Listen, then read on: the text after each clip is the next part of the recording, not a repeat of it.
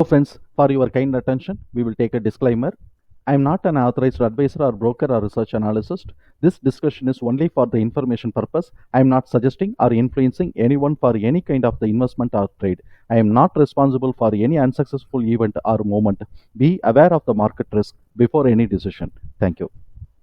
So friends, we analyze Lilly and company for the probable price levels for the year 2025, forthcoming year. Before going to the price level, we see the PE and PB valuation. PE is 79 and PB is 52. In my opinion, this is the expensive valuation. The risk associated with this expensive valuation is if the EPS TTM growth rate is positive, subsequently it is in incremental, then the bull run may continue further. If there is any stagnation of the growth rate of EPS TTM or otherwise decreases the negative growth, then we shall expect a huge correction.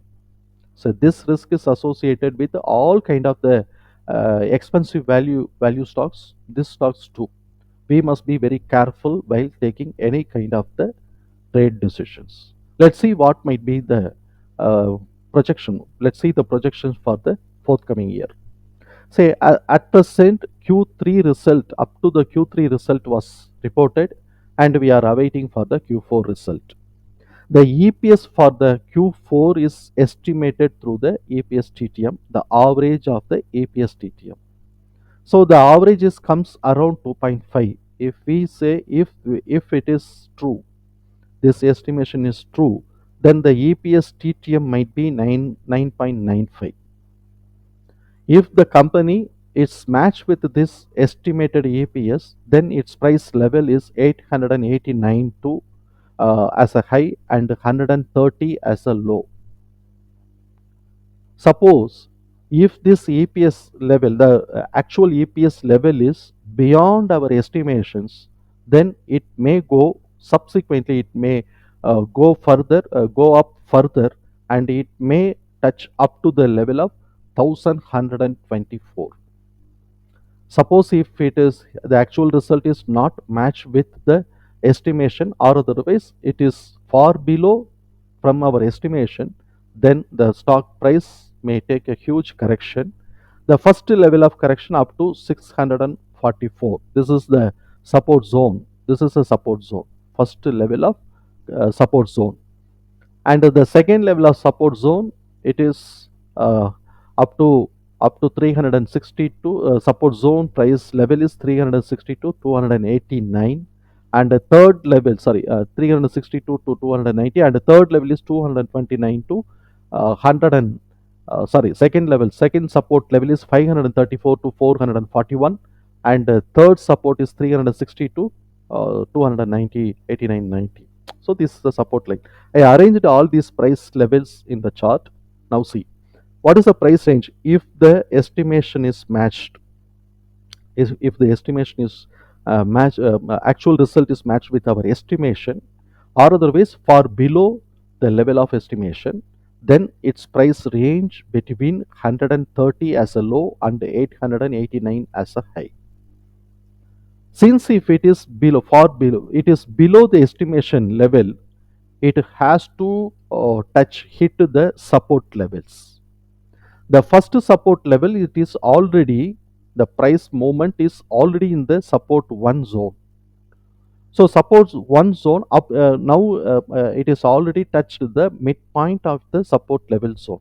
Support 1, S1 level zone, S1 levels. The S1 zone level is 779 to 644.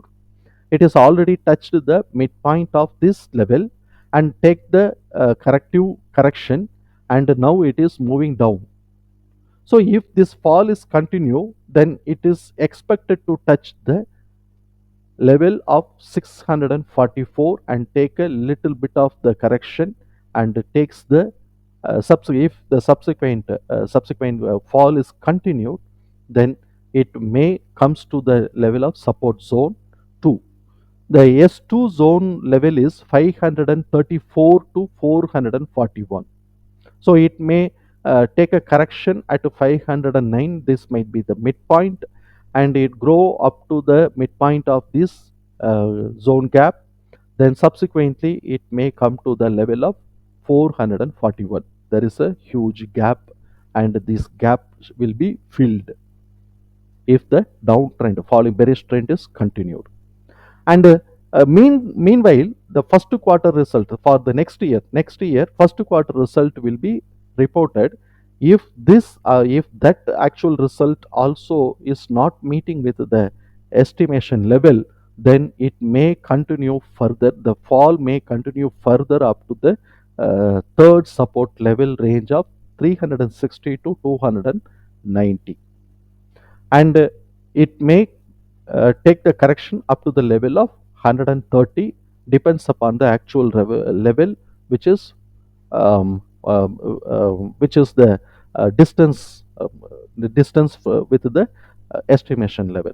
So these are all the possible trend if the bearish trend is continue, or otherwise if the actual result is not meet the estimation level. Suppose if the actual result is beyond the estimation level, positively beyond the estimation level, then the bull run will continue from the support level, S1 from S1 level, from the S1 level. It's the bull run will continue. If the bull run is continued, first it has to take it must cross the price level of 889, then subsequently it has to cross the 962 to 1006. This is the midpoint level of 889 to 1124. This is the midpoint. Already they reached the midpoint level, lower level of midpoint 962. Now it has to cross the midpoint level of 662 to 1006, depends upon the actual result and its distance from the estimation. If it is potential to grow up to 1124. So if the actual result is it's beyond the estimation, then it has the potential to touch up to the level of 1124. If it is not meet the estimation, and if, it is below the estimation level, then first it will break the support one level, it is 779 to 644, and subsequently the next quarter, the Q1 result is also not up to the mark, then the performances of the Q1 result is up to the mark, then it may touch, it may come to the zone to come to the zone of support zone of 2 S2 level, it is 534 to 441, and it may has the potential to touch up to 360 to 290 as a support 3 range. I think this information will help you. In such a case, Shankar will be very happy. Please like, if you like this video, please like and subscribe. If you think our friends may need this video, need this information, please kindly share. Thanks for watching.